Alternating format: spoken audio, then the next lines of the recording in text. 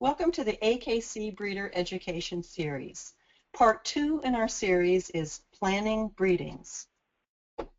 Our guest breeder for this webinar is Debbie Owczarzak of Gait English Cocker Spaniels.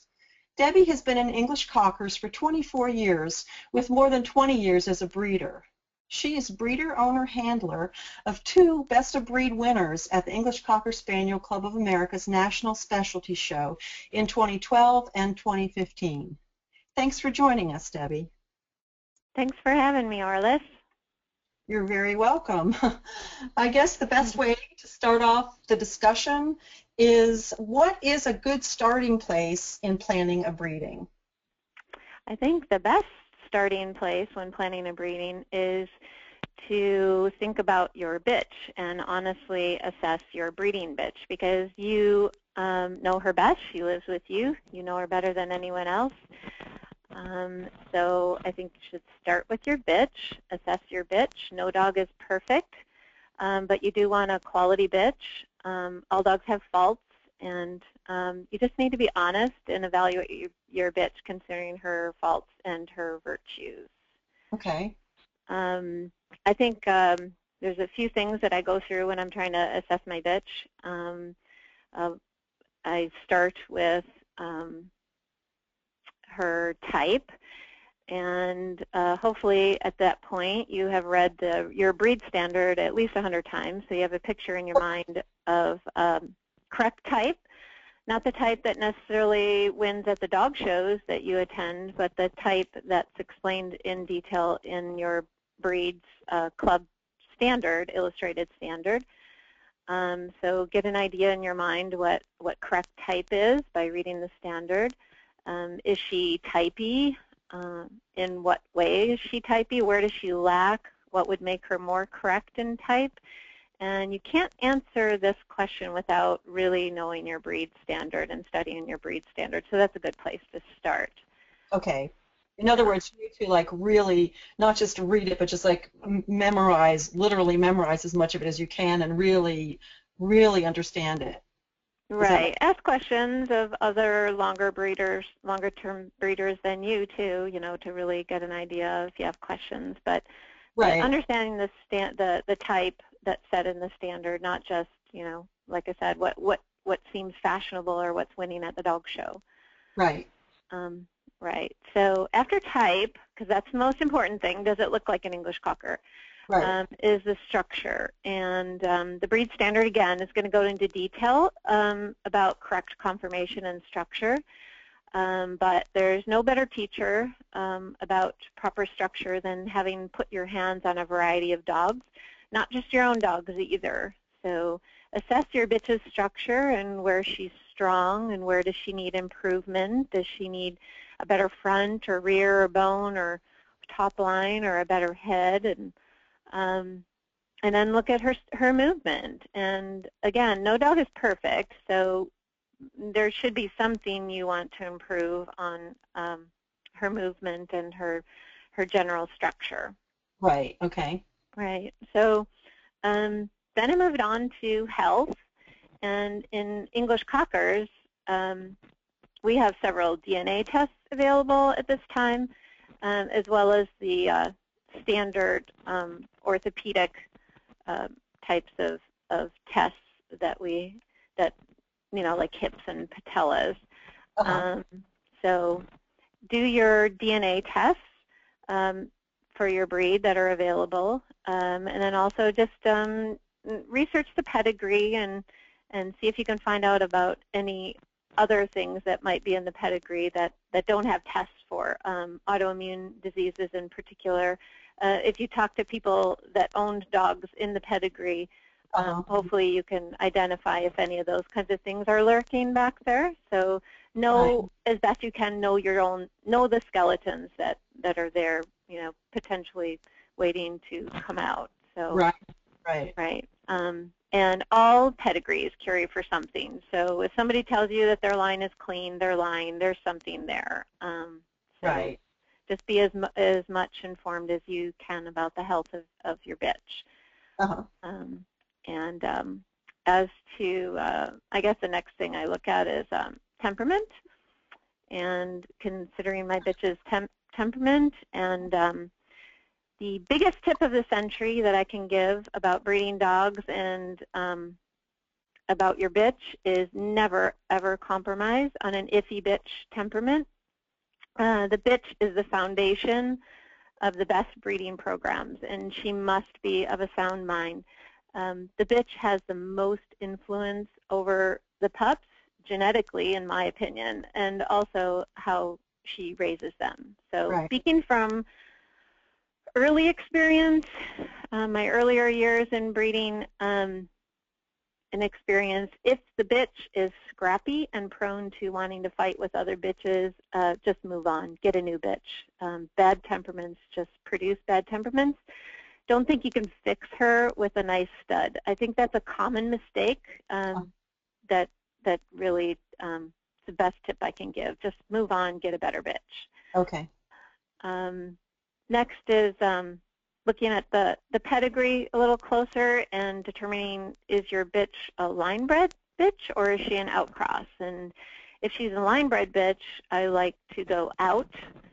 And if she's an outcross, I like to breed her back in with a line breeding. So if you breed her out to another dog who is also an out dog, that is, he's not a line-bred dog, then you throw a variety of types into the mix, and well, get ready for like a fruit cocktail litter. So just a variety. You want some consistency. So know the pedigree of your bitch, and so you have a plan if to go out or line bred back in. Okay. Okay. Good. Okay. So, well, once you have assessed the bitch pretty thoroughly, how do you determine your goals for the breeding? I like to simply ask myself this question. This is the most important question for me. What is the biggest thing I want fixed on my bitch? That's it. Then I come up with a list of my top couple things to fix and improve on, but I just have to have that. What's the big thing that I want to fix in this breeding? The primary thing, right. Okay. So. Okay. Well, let's go on to, with that in mind, how do you proceed then in thinking about the stud dog? Well, I think, again, I kind of go back to if the bitch is line bred, then I consider a non-family, that is an outcross dog, from families of dogs that I like. So if she is line bred, then you want to go out, but really look around and check different kinds of families that you've liked, that you've seen, and that are, you know, typey and good structure and health. But right. So, and if your bitch is an outcross already, then consider family line dogs to tie her back in. Or find a stud dog who's line bred on a family of dogs you like. Or you can consider pedigrees that have just blended well with your line in the past and do that. For me personally, I like to alternate my breedings between line breeding, then an outcross, and back to line breeding, then an outcross. That way I can build on my line, all while slowly incorporating things from other lines that I want or need. I also find that the dogs are healthier because you have reduced the chance of doubling on detrimental genes. Right. Nevertheless, do your homework on the health results of your outcross that you're considering using, because all pedigrees have bad genes as well as the good genes. Right. So, next, I guess I like to make a list of all these quality dogs that meet my bitch's immediate health test requirements, the genetic tests and the screenings available for your breed. Then I assess my studs on my list for the same things I assessed on my bitch, like type, structure, health, temperament, and her and the pedigree of the stud. while I'm researching my studs, there are several tools you could use. You can use online pedigree databases.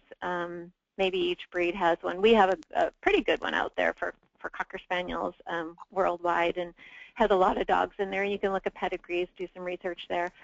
You can also look on the OFA website for health test results of hips and patellas and other things that they list there. That's another great tool. You can also look at your club's breed magazines. We have one in English Cockers where it will post results of health tests and also a lot of great photos and to get you started on looking at the other lines if you haven't seen them at dog shows. Right. So those are some good tools to start with. Then I think you just need to start talking to breeders, to other people in the breed for their opinions and experiences if they've used the stud that you're interested in. Right. So attend specialties, put your hands on your stud choices, because pictures can be deceiving. So go over the dog and watch him move in the ring if you can. And does he have those big things you wanted to fix on your bitch? And right.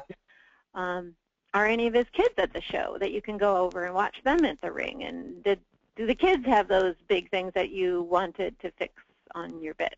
Right. So, see if he's actually producing those things, even if he has them himself. Right, exactly. So, but specialties is a great place to see a variety of dogs and get your hands on the dogs, because people bring their best dogs to specialties, so you get to see the best of the best.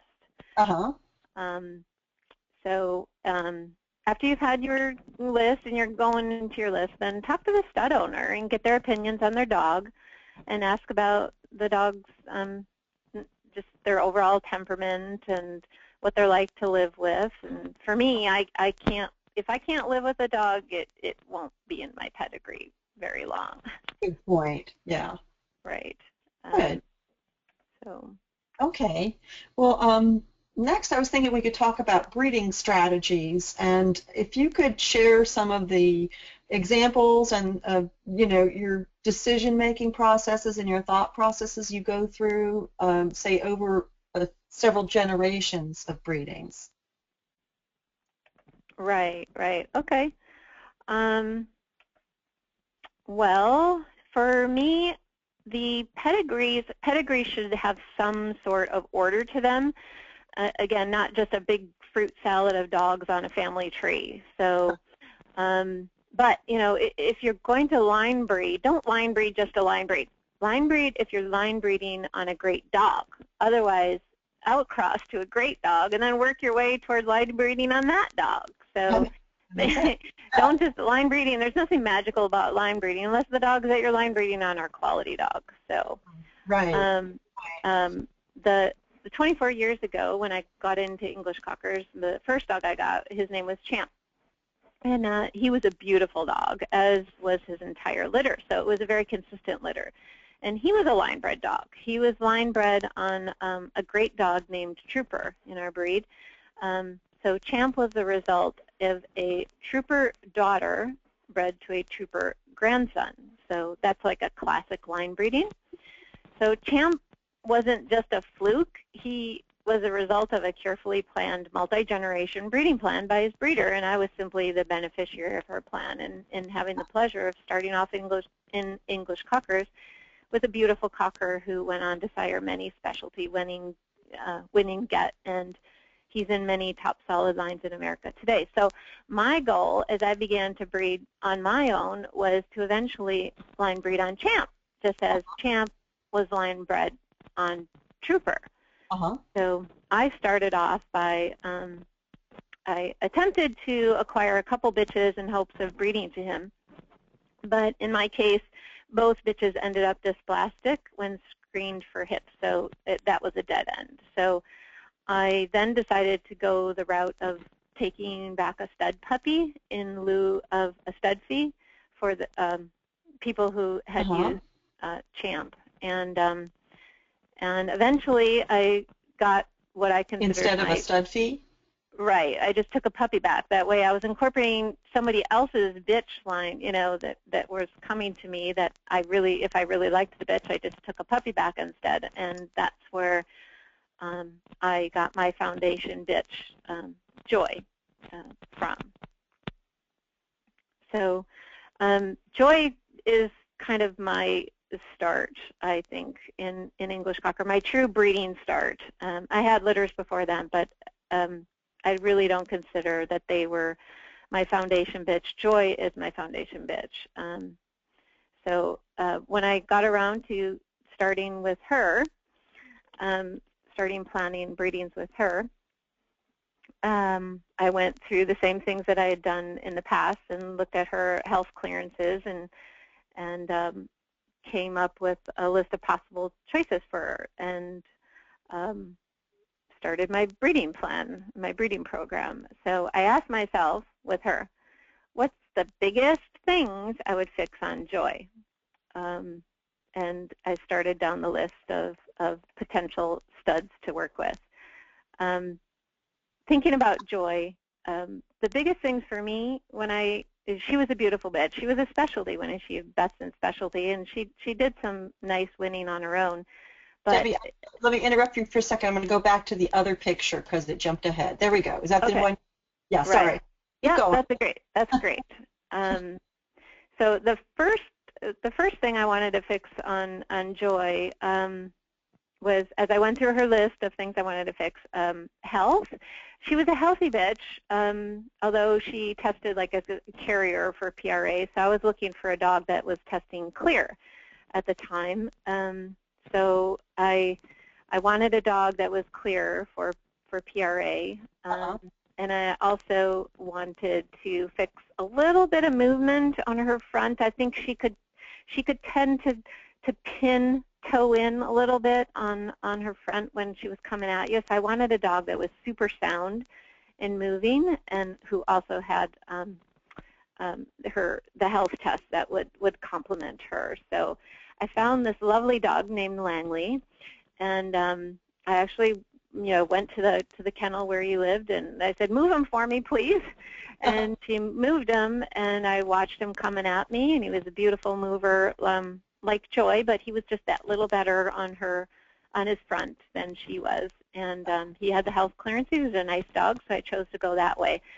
So I bred her to this Langley dog, and I got this bitch, Journey.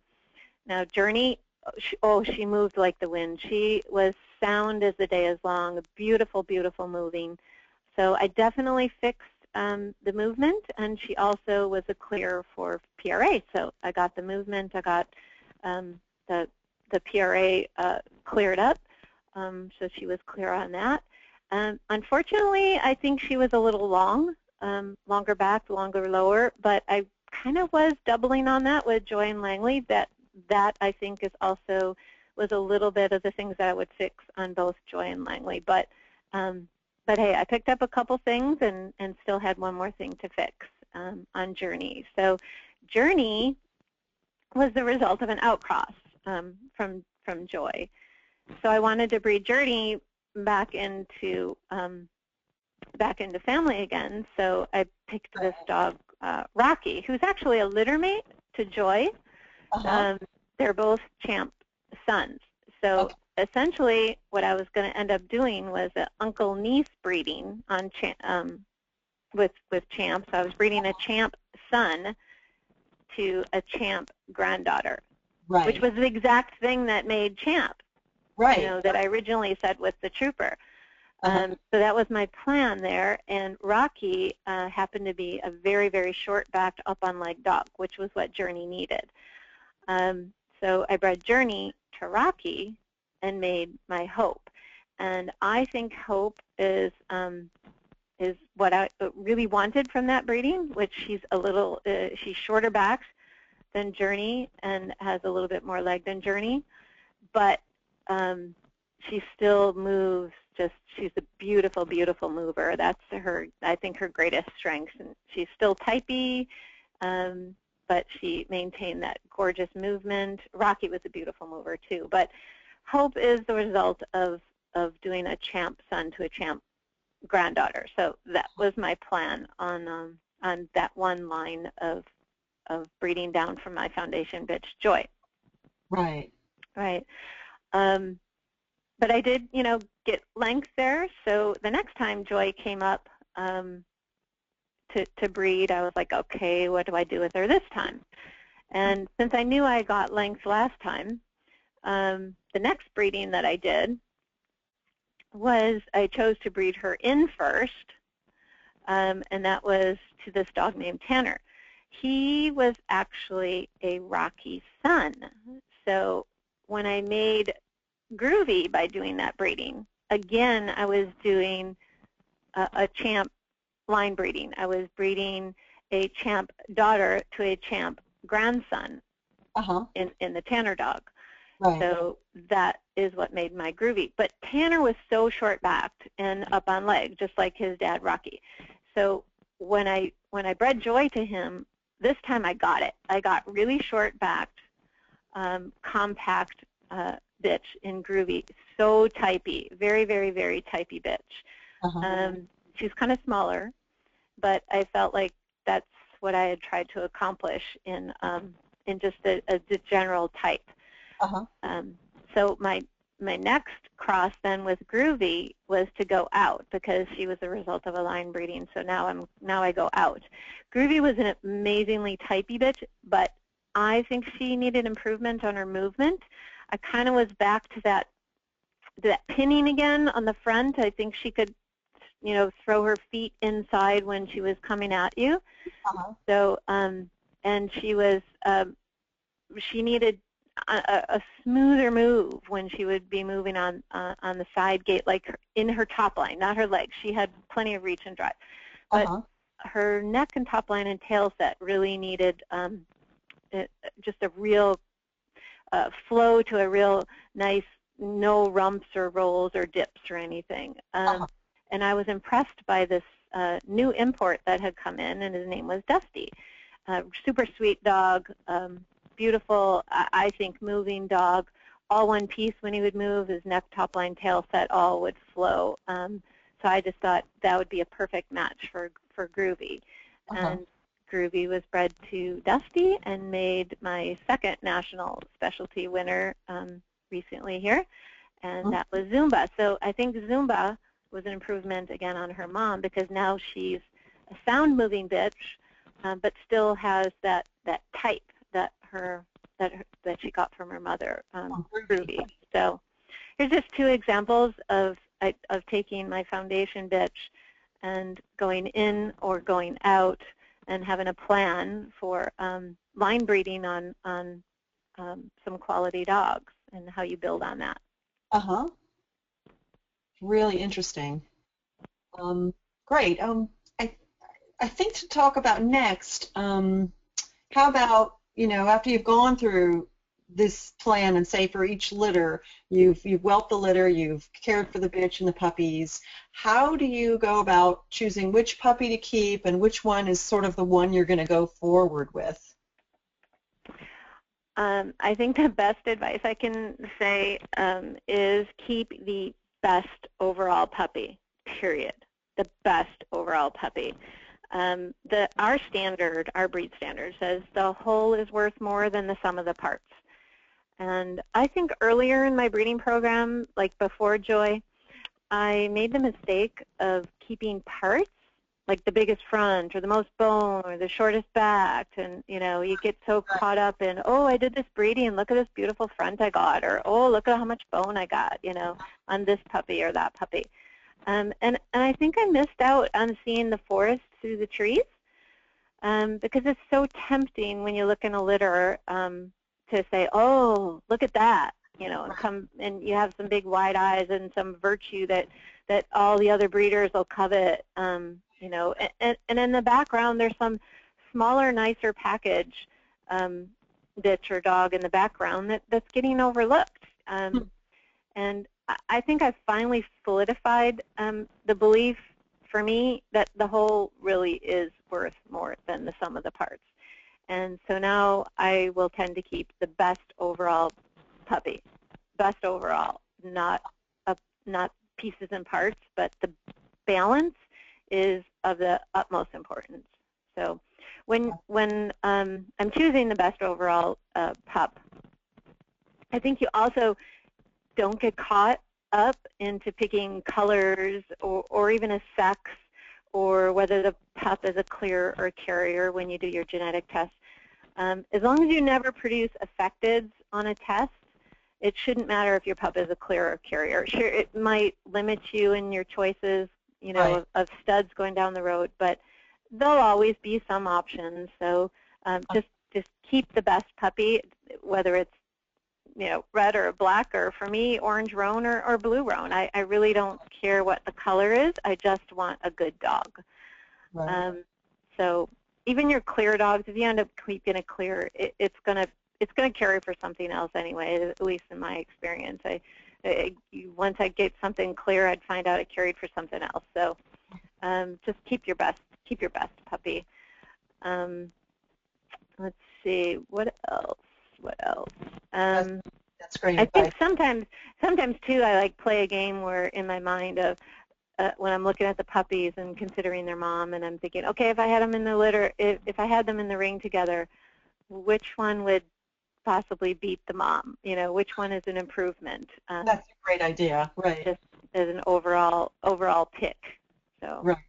Right. That's a great way to look at it. Yeah. Okay. I guess then from there, I mean, what do you see like kind of the super big picture going forward with your program? Like, how do you see that? I think you definitely need to keep an open mind and don't get tunnel vision or become kennel blind. So when you go to specialties and, you know, go and ask to go over other people's dogs, you might actually find that there's other pedigrees that could contribute nice things to your line when it comes to outcrossing. So really keep an open mind and don't just think that you're the only one that has nice dogs. So and another thing is to stay flexible. Because so many things change and so fast. New genetic tests become available, so new diseases crop up, or problems show up in your pedigree or other pedigrees. You think you might have this plan, oh, I'm going to do this or I'm going to do that. Well, you know, by the time you get around to it, things are going to change. So stay flexible and be willing to change directions if you need to. And at this point, a lot of people even, there's new imports that are coming in, and with the social networks now, you can see so many different lines from all over the world, and the next thing you know, it's living in a state a few states away from you that, you know, you could use. So, so just because you had a plan doesn't mean that you shouldn't be flexible enough to change your plan if better options become available. So. Every new breeding should be approached with a new set of options. It's very rare that I know what I want to do with a breeding before I actually, you know, get ready to do it. Most of the time, I still have options in front of me, and even on day 5 of her breeding. So, yeah. Like, still willing to change at the very last minute if you find another option. Yeah, I think you should. I think you should always. Do you have any sort of parting advice for us? I think also what's really important, in my opinion, besides just the dogs, is to choose to deal with people and breeders that you respect and who you can work with and who you believe are honest. For me, right or wrong, I would rather use a dog from a breeder I respect and trust than a better dog from a breeder who is difficult to work with or who I don't respect wholeheartedly. No great breeding to me is worth the headache or the heartache of dealing with difficult or unethical people who have kennels with great success, but where I would not want to live if I were a dog. So I just won't support them by using their stud dogs. Right. So pick your friends. and the people that you work with carefully. This is supposed to be an enjoyable hobby, so have fun with the dogs and with the people that you share this crazy sport with. That's great advice. I love that. I just want to close with this beautiful picture of two dogs from your line, and thank you so much for participating and taking the time to share a lot of this great advice and just like the processes that you've gone through. It's been really, really helpful. And thanks, Arliss. It's been a pleasure. Thanks again for inviting me. You're very welcome.